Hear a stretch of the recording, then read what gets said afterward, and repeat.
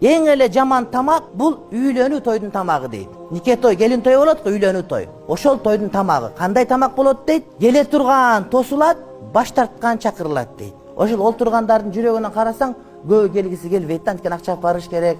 Барсаң отурасың, убактым жок, андан үйдө уктаганым жакшы деп баш тартып келбей тургандарды чакырасың дагы, ачка курсак тойгусу келе тургандарды чакыргысы келбейт да. Демек байлар чакырылып, кембагалдар чакырылбай калса, ошол тамак эң жаман тамак. Карап көр.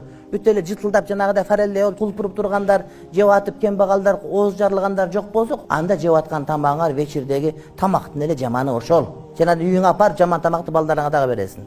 Кимде ким ошондой үйлөнүү тойго чакырылып туруп, ошого келбей койсо, анда бул Аллах Таалага жана пайгамбарга жакпаган күнөө ишти кылды дейт. Эгерде бирөө үйлөнүү тойго чакырылса, бул эң сүннөт той, ошого келбей койгон адам себеби жок, Кудай Тааланын шариятына каршы иш кылган болуп эсептелет.